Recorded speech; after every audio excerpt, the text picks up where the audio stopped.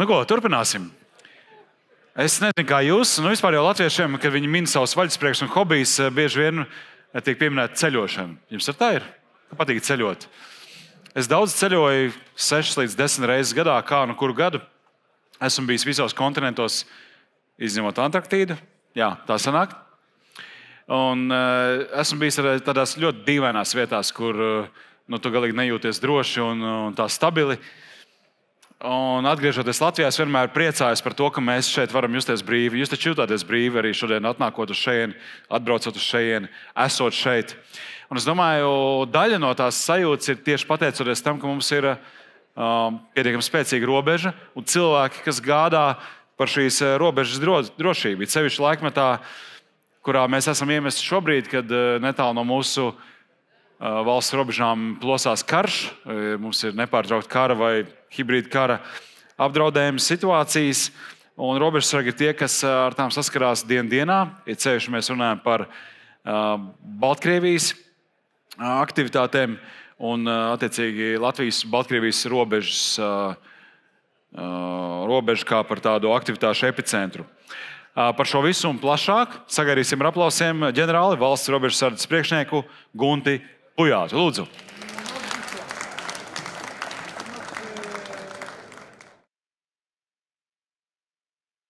Kā jau tika pieteikts, mani sauc Gunts Pujāts, esmu valsts robežsardzes priekšnieks un šodien runāšu, stāstīšu par kaut kādā ziņā pagātni, kā tas viss sākās. Un šodien, kur mēs esam šobrīd, un kā redzat, sākās vispār jau gandrīz pirms 5 gadiem. 2020. gada 9. augusts vēlēšanas. Un gandrīz 5 gadi ir pagājuši. Tātad man prezentācija ir ieskicēta, ar ko tas sākās.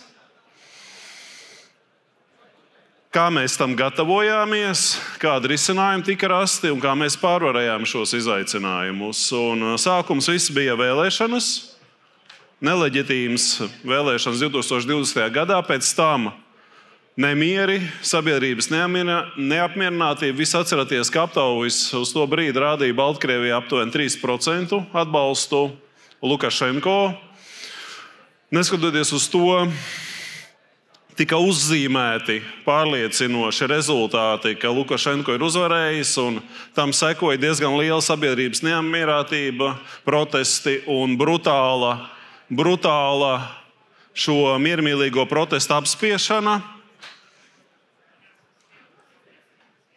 Fiziska cilvēka ietekmēšana, ieslodzīšana, krimināllietu safabricēšana, uz ko Eiropas Savienība reaģēja ar vairākām sankciju kārtām un zināmu nolikšanu izolācijā. Viens no tādiem spilgtiem momentiem bija lidmašīnas nolaupīšana, lai iegūtu kontroli pār vienu no opozīcijas līderiem un, protams, viņa sievu. Lidmašīna, kur tranzītā lidoja pāri pa Baltkrievijas teritoriju, ar mīju iznīcinātāju palīdzību piespiedu kārtā tika nosēdināta Baltkrievijā. Un adekvāti, kā Eiropa atkal noreaģēja, ieviesa lidojuma aizliegums uz Baltkrieviju, noteica papildus sankcijas, uz ko Lukašenko paziņoja, ka viņi vairs nesargās Eiropas ārējo robežu, neapturēs vairs narkotikas, kontrabandu un migrācijas plūsmu. Bet jāsaka īstenībā, ka viņi gāja spēcīgi tālāk. Viņi ne tikai nesargāja, bet sāka nodarboties ar nelegālās migrācijas organizēšanu. Sākās viss Lietuvā, jo Lietuvā arī pamatā ir koncentrēti opozīcijas vadītāji, opozīcija kā tāda, un pamata šo instrumentalizēto pārkāpēju plūsma tika novirzīta uz Lietuvu. Un mēnešu laikā vairāk kā 4000 migrantus Baltkrievu dienesti iesūtīja Lietuvā. Lietuva meklēja dažādas risinājumus, kā ar šo cīnīties. izmēģināja koncertīno žoga būvniecība, kas principā nedeva šo efektu. Pārkāpēji tik un tā lauzās iekšā, un augusta sākumā Lietuva pieņēma izmaiņas savās normatīvajos aktos, proti dodot robežsargiem tiesības atgriezt atpakaļ šos pārkāpējus, ja arī viņi ir iekļuvuši, un pieņēma vēl dažādas izmaiņas, bet ieviesa šo atturēšanas sistēmu. Mēs visu laiku bijām uz regulārā informācijas apmaiņā ar Lietuvas kolēģiem, zinājām arī, ar ko viņi saskaras, kādi izaicinājumi. Tad, proti, šie 4000 vajadzēja risināt jautājumu, kur viņus izmitināt.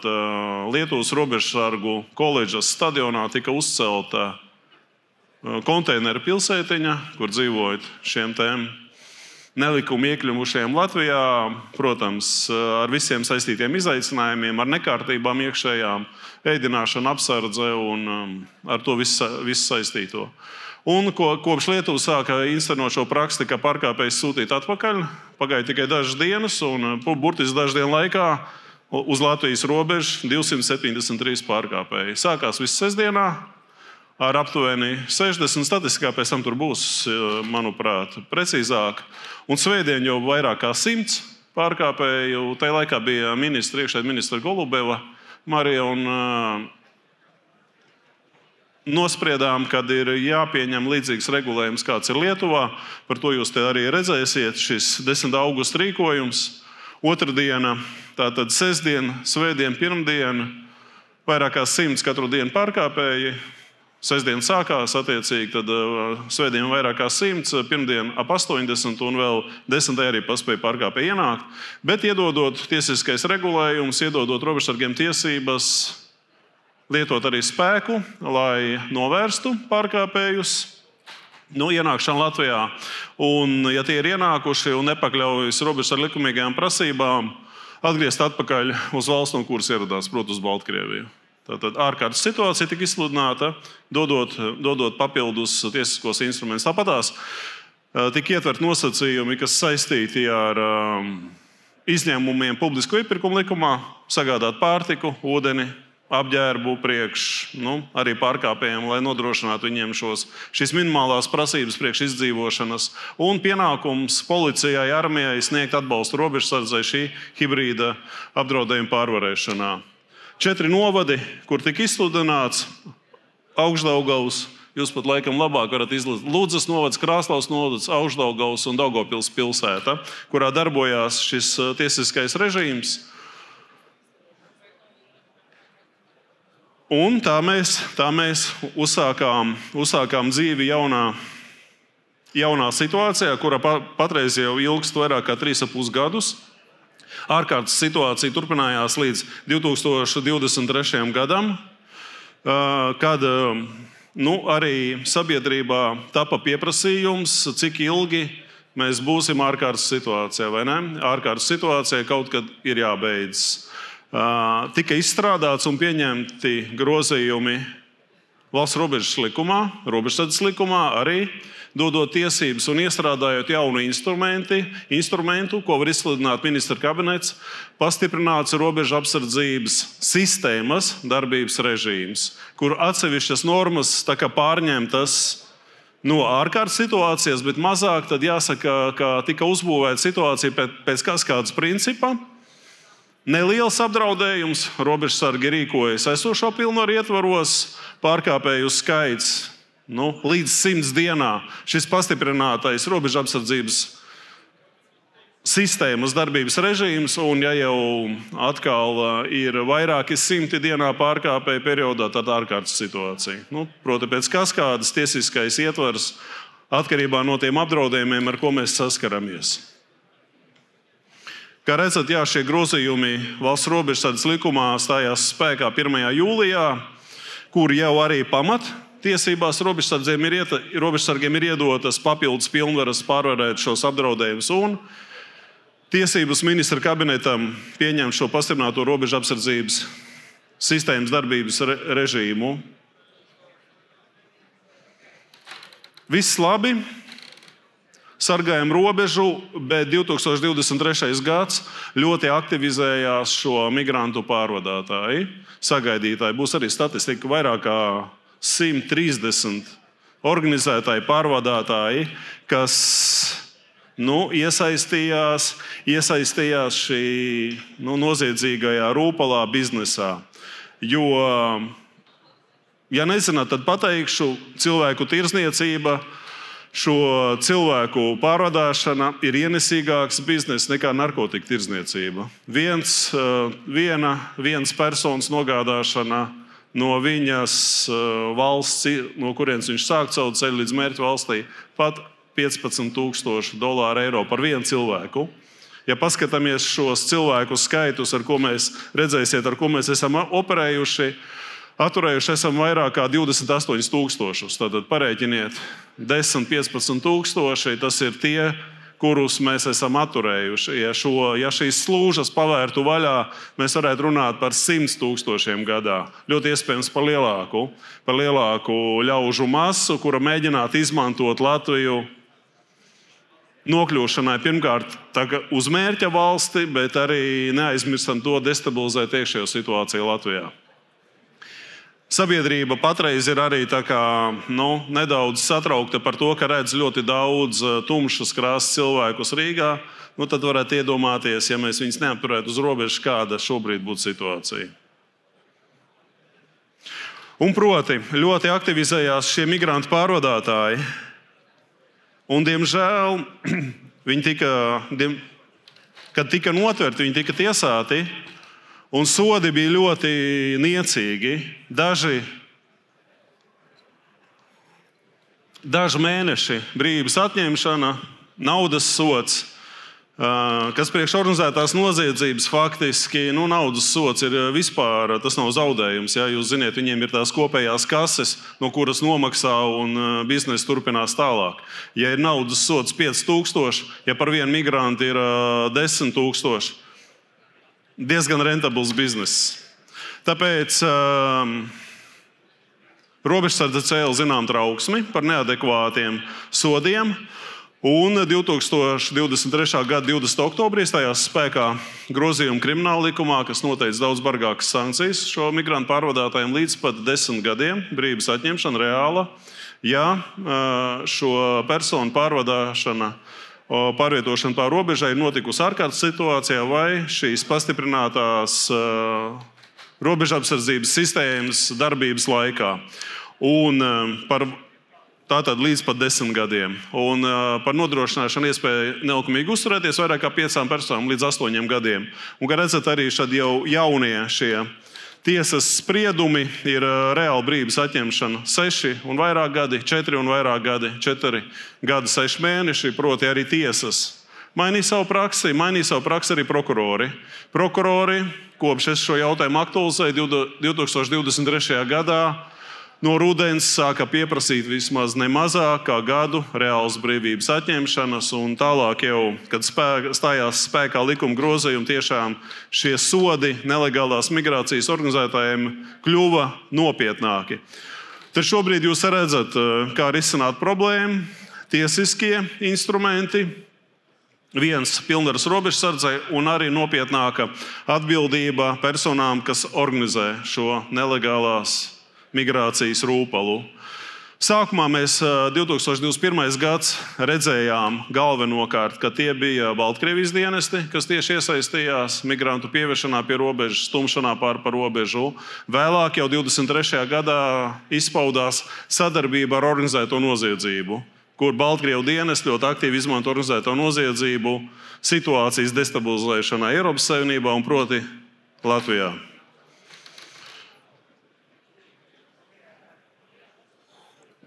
Šo krīzes laiku mēs nebijām vieni. Ļoti lielu atbalstu. Pirmkārt, šeit ir jāsaka valsts policija. Valsts policija ar robežsardzi kopā bija ir visu šo laiku. Valsts policijas atbalsts nav pārtraukts ne uz dienu, un arī šobrīd mēs turpinām pastiprināt, apsargāt robežu, un arī šobrīd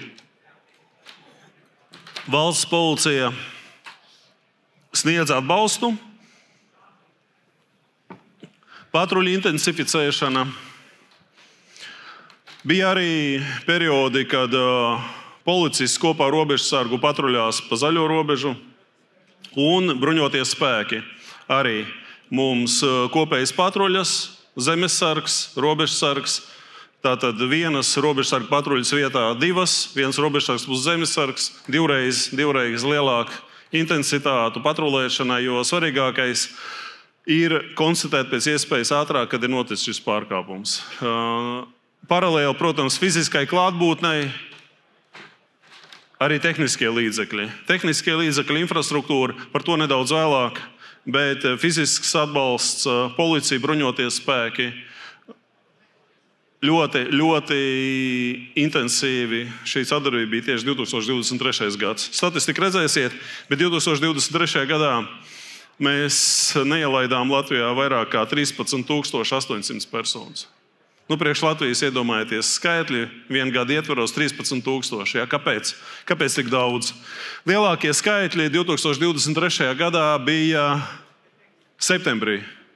Kurš zina, kāpēc septembrī, vai kuram ir versija, kāpēc septembrī tieši 2023. gadā katru dienu bija vairāk kā 100 pārkāpēji vienā dienā. Bija diena, kad 200 pārkāpēji mēģināja vienā dienā, septembrī 2023. gadā. Ir kādam versija?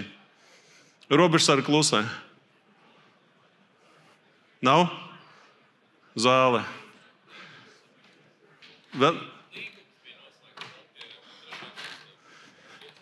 2023. gada 1. septembrī stājās spēkā prasība Krievijas pilsoņiem, kas dzīvo Latvijā, kārtot latviešu valodas eksāmenu. Un sakritība vai ne? Nedomāju. Septembris katru dienu vairāk kā 100 pārkāpēji uz robežas no Baltkrievijas. Oktobrī turpinās tas pats, tad septembrī vairāk kā 3100 pārkāpēji kopā un vidēji vairāk kā 100 dienā. Oktobrī turpinās 2800. Sākās augustā vairāk kā 1000. Un tad kopumā šis 23. gads vairāk kā 13,800 personu mēģinājumi. Un šīs sakritības regulāri 2022. gads, maijs, kas bija Latvijā 22. gadā maijā un arī 23. gadā. Par hokeju esat dzirdējuši? Hokeja čempionāts Latvijā. Sākotnēji bija plānots, ka būs kopā ar Baltkrieviju organizēts. Tas tika atcelts, Latvija vienu organizēja. 4. maijs izsaka kaut ko. Latvijas neatkarības atjaunošanas gada diena. Līdz 3. maijam mierīgi, 4. maijs vairāk kā 100 pārkāpēji lūdzu. Visu hokeja čempionātu laiku 80-100 pārkāpēji katru dienu vidēji. Beidzās čempionāts 4 reizes mazāk, 15-20 pārkāpēji uz robežas. 13. decembris. Robežsargs zina, kas ir 13. decembris? Robežsardzes atjaunošanas gada diena. Decembris mierīgi, 13. decembris 100 pārkāpēji uz robežas. Pēc tam turpinās. Proti, noteikts situācijas, notikumi, okupēkļu demontāža 20. gads. Uzsākām demontēt okupēkļus stabili. Novembris, decembris vairāk kā 1000 pārkāpēju ietvarā uzreiz uz robežas. Runāja par to, ka tieši pakārtojot notikumiem notiek ļoti bieži šo pārkāpēju instrumentalizāciju. Tāpēc mēs nevaram runāt, ka vienkārši dabīga migrācijas plūsma, bet tiek pakārtots noteiktiem notikumiem. Un bez iesaistītajiem Latvijas dienestiem šeit ir slaidos nav uzrādīti, un viņus parasti neviens neredz. Tās ir arī valsts drošības iestādes, valsts drošības dienests, militārās izlūkošanas drošības dienests, kas, protams, mums palīdz arī ar apsteidzošu informāciju, ar ko rēķināties, ko sagaidīt, ka viņi šeit nav uzrakstīti, jo viņus neviens neredz, bet viņi ir.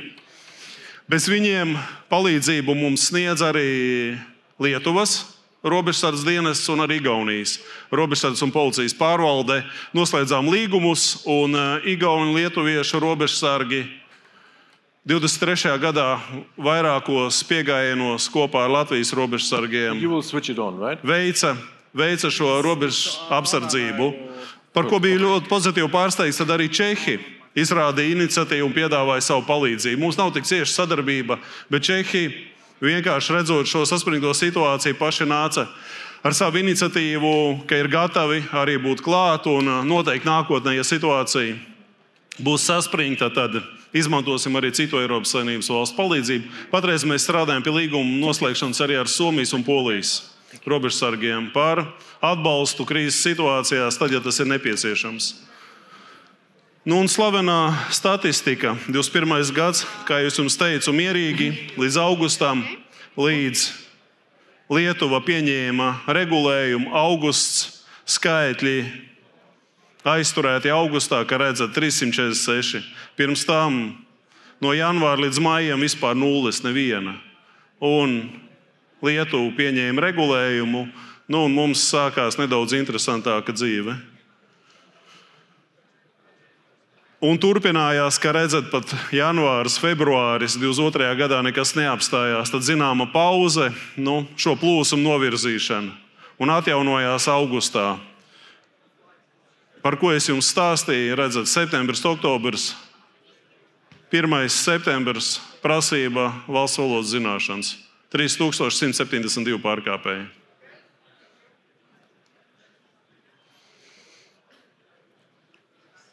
Kā mums izdevās visu to kopumā samazināt? Viens, tas, ko es jums teicu, tiesības robežsargiem. Otrs, krimināla likums bargāks. 2024. gadā nostrādājām, vai var teikt, ka labāk. Mums izdevās samazināt. Mums izdevās būtiski samazināt šo mēģinājumu skaits. Aizvadītā gadā 5388 personas. 24. Pret 13800 būtisks samazinājums. 2,5 reizes izdevās samazināt. Aspekti, kāpēc, redzēsiet nedaudz tālāk. Šeit ir šie organizētāji, kopējie skaitļi. No 21. gada 4000, 22. 5000. 13,000 un 5,388. Organizētāji, kā es jums teicu, 137, pagājušajā gadā nedaudz jau mazāk. Gribu aiziet nedaudz tālāk, kāpēc. Es pēc tam atgriezīšos laikam pie šī, kas bija vēl ļoti svarīgs aspekts - infrastruktūras izbūve. Jo infrastruktūras izbūve ļoti atviegloja robežsargu ikdienas darbu. Faktiski 21. gadā Baltkrievijas robežā viss, kas bija, lielā mērā bija tas, kas bija izdarīts robežsargiem pašiem saviem spēkiem. Laipas, viss pārējais, infrastruktūras faktiski nebija. 21. gada novembrī tika pieņemts speciāls likums - valsts ārējās sauszemes robežas infrastruktūras izbūves likums, kur tika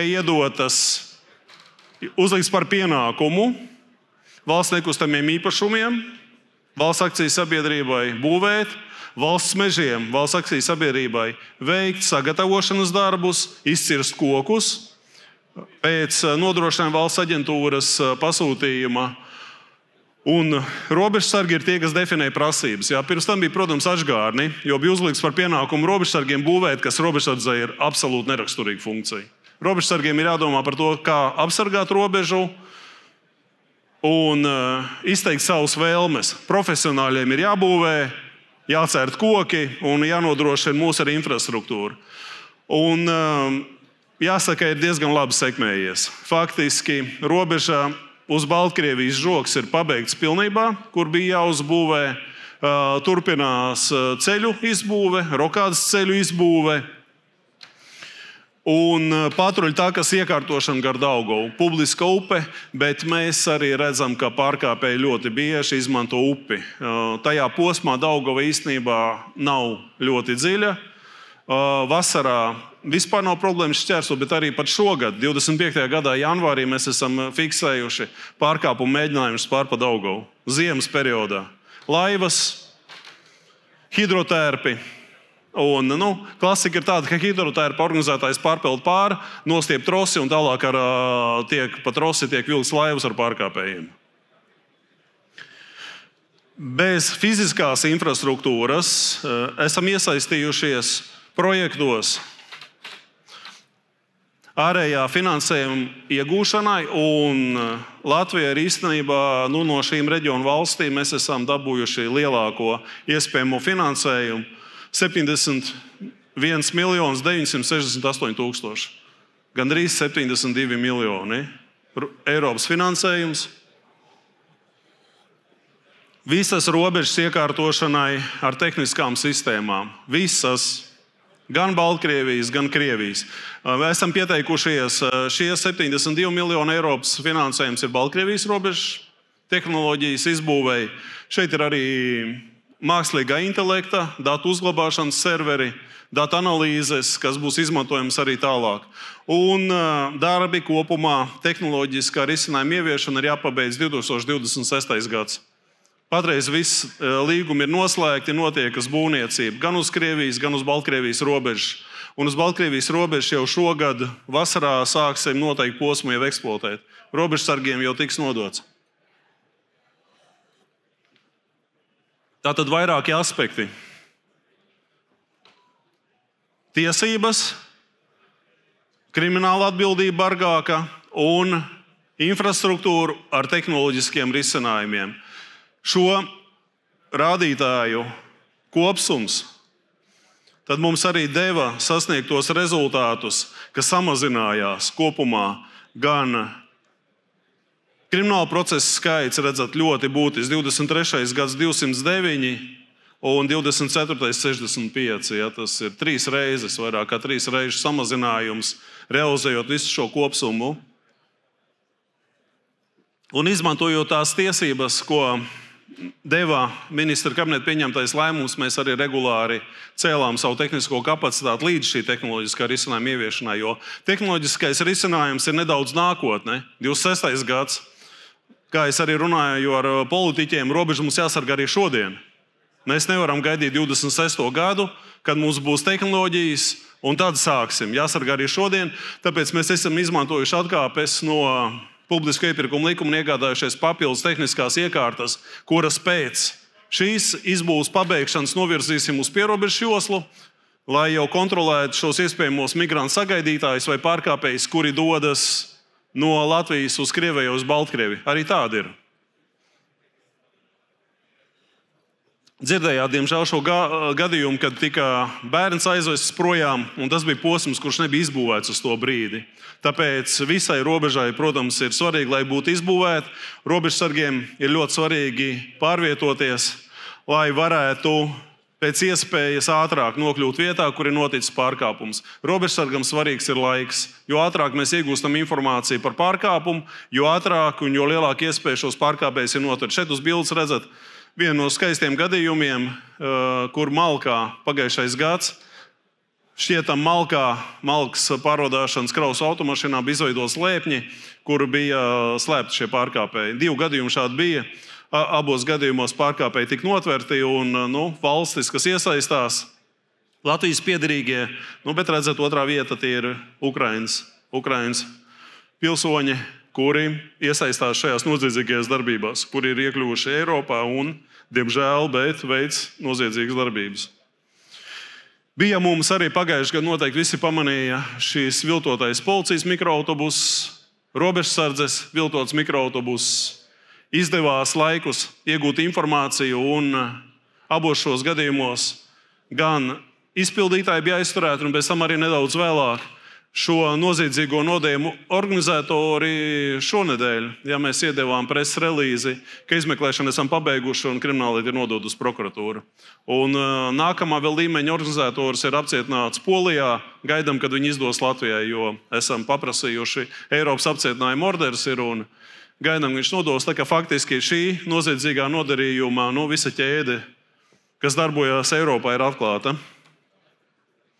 Piedalāmies, protams, arī starptautiskos formātos, ir kopējas izmeklēšanas, izmantojot Europolu šo platformu, Eurojustu, virkni sanāksmes un dokumentējam, vācam pierādījumus par noziedzīgām darbībām ne tikai Latvijā, bet mēs arī regulāri nododam kaimiņu robežsargiem. 27. gadā bija mazāk, redzat, 21 aizturētais Lietuvā, 20 Polijā, 23. gadā bija vairāk kā 100, kurus pēc Latvijas informācijas aizturēja Lietuvā. Tā kā mēs skatāmies ne tikai uz notikumiem Latvijā, bet ejam nedaudz tālāk un skatāmies plašāk. Es skatos, ka man rīt pēdējā minūte, es nezinu, man bija jāatstāj manā prezentācijā laiks jautājumiem, vai es drīkstēju visas sekundes izmantot. Droši. Bet jāsaka, ka es esmu diezgan sekmīgi iekļāvies jūsu laika grafikā. Man ir palikuši 20 sekundes jūsu jautājumiem. Aha. Varbūt ir kādam kāds ļoti labs jautājums. Tā, mēs sagarīsim mikrofonu. No līdas es redzu. Mums nedzirdēs ne tulki, ne tiešais skatītāji līdz ar to. Jā, kamēr mēs gatavojamies, es pateikšu, galvenais resurs ir, protams, arī cilvēki. Bez cilvēkiem mēs nekā nereaģēsim, un pozitīvi ir tas, ka robežsargiem, iekšlietu darbiniekiem no šī gada ir būtiski paaugstināta atlīdzība. Līdz ar to divreiz? Divreiz nē, bet 450 pirms nodokļu nomaksas vismaz, es teiktu. Sākam 450 eiro pirms nodokļu nomaksas. Jautājums par dzelzceļu. Dzelzceļa krāva nāk no Krievijas, Baltkrievijas, Latvijā. Un kā viņi tiek kontrolēta, un vai tas dzelzceļš nebūtu jānojauc šajā laika posmā? Uzspridzināts sliedes ir dzirdēts, vai ne? Jā, es ceru, ka tāds brīdis nepienāks, kad jāuzspridzina sliedes. Šeit es redzu kolēģis no armijas noteikti ļoti labi par šo varētu atbildīt. Kopumā preču plūsmas kontrole ir valsts ieņēmuma dienesta muita. Robežsargu atbildība, kompetence ir cilvēki, dokumenti. Kravu plūsma ir ļoti būtiski samazinājusies. Ja pirms visām sankcijām bija 11 dienā no Baltkrievijas, tagad ir 2. Proti, šī plūsma ir ļoti mazinājusies. Kopumā vispār slēgt dzelzceļu, Latvijas iekšzemes koprodukts varētu samazināties par 0,5% punktu kaut kur. Tā kā drošība ekonomikā ir jātur zināms balanss, jo izdarot it kā visu maksimāli drošībai, var ciest būtiski ekonomika, un tad nav resursu drošībai. Tā kā ir zināms līdzsvars jātur un pilnībā apturēt ar diezgan lieliem zaudējumiem ekonomikai. Labi, šeit mums ir jautājums, lūdzu. Jā, labdien. Inga Zemdaga Grāpe, Krāslavas novada lielākais privātais darbdevējs uzņēmums Nemo. Man ir sekojuši jautājums. Jūs tikko minējāt, ka robežsardzes tātad nodarbojās ar cilvēku un dokumentu pārbaudi un atturēšanu. Man lielāks uztraukums ir par to, kad sākās pelēkā zona starp robežsardzi un aizsardzības ministriju, jeb armiju, kā tas mums gadījās ar dronu, kad īsti nevarēja saprast, kura atbildība tā ir.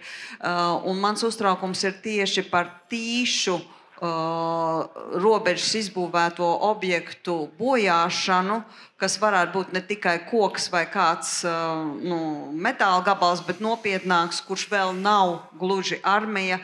Kurš tad par to uzņemās atbildību? Vai jums ir pietiekami spējas, iespējas, ja, un spēki to uzņemties? Paldies! Ar armiju īstenībā, ar bruņotiem spēkiem mums ir sadalīts, līdz kurām augstumam novēro robežsargi un no kurā tad iestājas bruņoto spēku. Mums ir līdz 1 kilometram, 3000 pēdas ir robežsardze, pareizi? Jā, un augstāk novēro tad bruņotie spēki. Robežsardzē miera laikā mēs esam tiesība aizsardzības iestāde. Tātad civili droni, kontrabandas droni, robežsardzes, militāri droni, bruņotie spēki. Tātad mēs arī virzam savas spējas uz civilu pārkāpumu, kontrabandas pārvadāšanu. Tas ir mūsu. Protams, ja mēs novērojam, mēs nododam informāciju bruņotiem spēkiem, bet reaģēšana uz militāriem bruņoto spēku.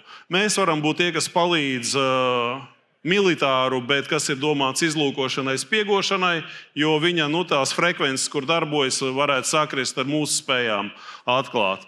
Infrastruktūras bojāšana, otra jūsu jautājuma puse. Mēs saskaramies ar to, ka žogs izbūvētais tiek bojāts no pārkāpēja puses, no Baltkrievijas dienesta puses. Ar to mēs saskaramies. Pagājušā gadā 220 gadījumi, kad tika bojāts, šogad 13 tādi gadījumi ir bijuši. Hibrīdkarš, par ko es runāju, tā nav parasta nelegālā migrācija. Mums ir pretī pretinieks, kurš dara maksimāli, kā jūs labi saprotat, lai Eiropas Savienībā būtu sliktāk visādiem līdzekļiem. Un tāpēc arī tiek izraudzītas valstis, kur šo situāciju destabilizēt. Tikko pieņēmām spēkā liekt ar velosipēdiem Somiju. Gads un nedaudz atpakaļ vairāk kā 1000 lūdzu Somiem. Pēc kā? Pēc tā, kā Somija pievienojās NATO. Lūdzu jums uz robežas pārkāpēji. Mums ir jautājums šeit. Lūdzu. Nadīna Oskana no iekšējās drošības biroja. Gribēju pajautāt, kāda jūsu ieskatā ir nākotnes būtiskākie izaicinājumi robežu apsardzības jomā un riski? Paldies. Wow, tāds ļoti plašs jautājums, pusminūte. Tas nozīmē, ka man vēl papildus 25 minūtes. Tas varētu tas ir nākamās manas prezentācijas jautājums. Jā, būs arī panelī. Īstenībā, es jau būšu panelī un, protams, runāsim tātad nākotnē. Tas, kas ir izdarīts, infrastruktūra tiesiskais regulējums dod mums iespēju samērā efektīvu. Šis gads, salīdzinot ar gadu atpakaļ, marts, ir daudz klusāks. Izbūvēt infrastruktūru mums palīdz. Es nedomāju, ka kaut kas beigsies. Kopumā, ka pēkšņi tagad viss, un mēs atjaunosim labu sadarbību ar Baltkrieviju, Krieviju. Esmu pārliecināts, ka tuvākie gadi, kas zina, cik gadi, bet gadi daudzskaitlī mums saglabāsies diezgan saspringta situācija.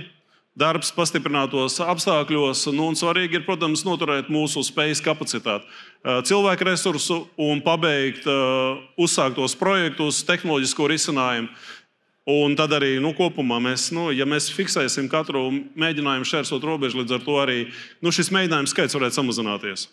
Jūsu vārdiem sakot, tā interesantā dzīve, kas sākusies, tā turpināsies. Tā kā par interesantumu nav jāstrauc, ka tas varētu izzust. Vēl kāds jautājums varbūt auditorijā? Man jautājums sabiedrībā tagad ir ļoti plašs, vismaz manā sociālā tīkla burbulī par to Latvijas ārējās robežas aizsardzību, tur kaut kādas mīnas, vajag izlikt vēl kaut kādas grāvis, rakt uzspridzināt dzelzceļus. Jā, tas vairāk ir par militāro, bet jūs kā robežas profesionāļa skatījums vai kāds viedoklis, kā tad vajadzētu darīt, lai izvairītos no kaut kādām pavisam trakām lietām nākotnē? Parabellum, gatavojies karam daļa. Tātad grib mieru, gatavojies karam. Attiecīgi mums noteikti ar armiju kopumā jādzīvo šo domu, ka karš būs. Tas nenozīmē, ka viņš būs, bet jādzīvo ar šo domu, lai mēs būtu pēc iespējas gatavāki. Jo ja mēs dzīvosim ar domu, ka nebūs, tas nozīmē, ka varam neko nedarīt. Mums ir jādzīvo ar domu, ka karš būs. Attiecīgi ar šo domu tātad darām maksimāli iespējamo, ko mēs varam izdarīt miera laikā. Jo kara laikā būvēt infrastruktūru, būvēt pretmobilitātes pasākums būs daudz, ne tikai dārgāk, daudz bīstamāk, daudz dārgāk mūsu cilvēku dzīvības. Tātad jāizdara tagad ir maksimālais, un tas, kas tiek darīts, tiek darīts beidzot tas, kas noteikti bija jādara jau agrāk, bet tas tagad tiek darīts, tam ir iedoti resursi, un mēs esam uz vienas lapas kopā ar bruņotiem spēkiem. Nav tā, ka mēs izbūvējām tagad robežu apsardzības sistēmu, un tagad nāk bruņoties spēki, kas pārok un, mums tagad ir pretmobilitāte. Rīgā reizēm gadās atnāk viens kabeli, kāds uzliek ūdens. Tā nav. Mēs skaņojam pārokamos ceļus, vai atrodam risinājumus, jo līdz konvencionālam karam mums robeža būs jāapsargā, vai ne? Tātad, lai neradītu tā, ka mēs apstākļus, ka mēs pēkšņi vairs nevaram robežu apsargāt. Mēs esam uz vienas lapas ar bruņotiem spēkiem un koordinējam tos arī pretmobilitātes pasākums. Skatos pulksteni, mums ir jālaiž nākamais runātājs uz skatuves, bet mēs ar jums vēl tiekamies paneļa diskusijā. Lielas paldies!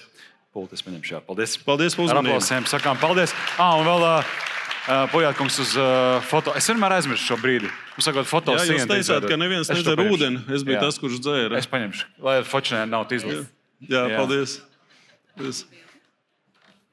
Es neteicu, ka neviens nedzer ūdeni. Jūs teicāt pirms tam. Es teicu, ka reti, kad izmanto. Lūdzu, jūs ūdens. Labi.